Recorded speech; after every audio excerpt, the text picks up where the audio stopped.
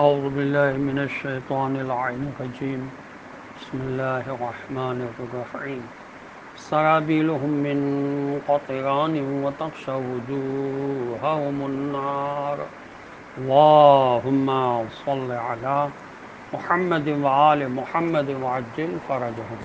السلام علیکم ورحمۃ اللہ وبرکاتہ۔ اللہ تبارک و تعالیٰ کا شکر ہے کہ میں نے سورہ ابراہیم جو قرآن مجید کو 14 نمبر کا سورہ ہے، اس کی آیت نمبر 50 کی تلاوت کا شرف حاصل کیا، جس کا ترجمہ یہ ہے کہ ان کے لباس گندھک کے ہوں گے اور آگ ان کے چہروں پر چھائی ہوئی ہوگی۔ یعنی قیامت کے دن اس زمین و آسمان کا موجودہ نظام دگرگوں ہو جائے گا اور موجودہ نظام عالم بدل جائے گا۔ چنانچہ ایک جرثومہ جس نظام زندگی کے تحت زندہ رہتا ہے وہ جب بدل جاتا ہے اور عالم نطفہ میں داخل ہوتا ہے تو زندگی کے طور و طریقے اور لوازم و قوانین بدل جاتے ہیں۔ نطفہ جب جنین بنتا ہے، نیز جب جنین شکم مادر سے اس دنیا میں قدم رکھتا ہے تو زندگی کے لوازم و قوانین بدل جاتے ہیں۔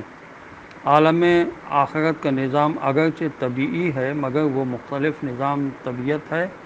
اس نظام میں یہ زمین کسی اور زمین میں بدل جائے گی۔ اس نظام طبیعت میں مجرم لوگ زنجیروں میں جکڑے ہوئے ہوں گے، ان کے جسم پر گندھک یا تارکول جیسا آتش گیر مادہ بطور لباس ہوگا اور ان کے جسم پر آگ چھائی ہوئی ہوگی، اس کے باوجود وہ زندہ رہیں گے۔ ہمیں سب کچھ پہلے سے بتا دیا گیا ہے کہ دیکھو، سرابیلہم کا مطلب السربال یعنی کرتا و قمیض ہے، خواہ کسی چیز سے بنی ہوئی ہو، اور قطران پگھلی ہوئی تارکول یا گندھک کو کہتے ہیں۔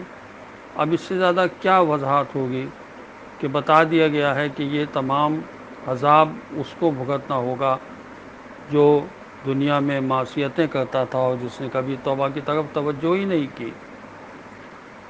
اس نظام کے تحت یہ زمین اپنی خبریں بیان کرے گی، یعنی قیامت کے دن موجودہ نظام طبیعت بدل جائے گا، اس دن سارے راز منکشف ہو جائیں گے۔ اس لیے پہلے سے بتا دیا گیا ہے کہ انسان آگاہ ہو جائے کہ یہاں وہ بڑے باریک لباس پہن کر، خوشنما لباس پہن کر اتراتا ہے اور اپنے جسم کو آرام دینے کے لیے کوششیں کرتا ہے، لیکن وہاں گناہ گاروں کو زنجیروں میں جکڑا جائے گا۔ تارکول اور گندھک کا لباس جو آتش گیر مادے سے بنا ہوگا وہ لباس پہنایا جائے گا، یعنی آگ مکمل طور پر چھائی ہوئی ہوگی، اس کے باوجود وہ انسان مرے گا نہیں، زندہ رہے گا، اس عذاب کو محسوس کر رہا ہوگا۔ ایسا نہیں ہے کہ مرنے کے بعد کسی تکلیف کا احساس نہیں رہے گا، جب تکلیف ہوگی جبھی تو عذاب دیا جائے گا، ورنہ عذاب دینے کے کیا معنی ہے کہ جب انسان کو محسوس ہوئی نہ ہو رہا ہو۔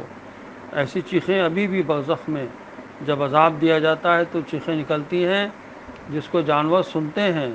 اسی لیے روایات میں ملتا ہے کہ کسی جانور کو آپ نے ہنستے مسکراتے نہیں دیکھا ہوگا کہ ان چیخوں کو جانور سنتے ہیں، اور اللہ نے ہم پر یہ کرم کیا ہوا ہے کہ ہم ان چیخوں کو نہیں سن پاتے۔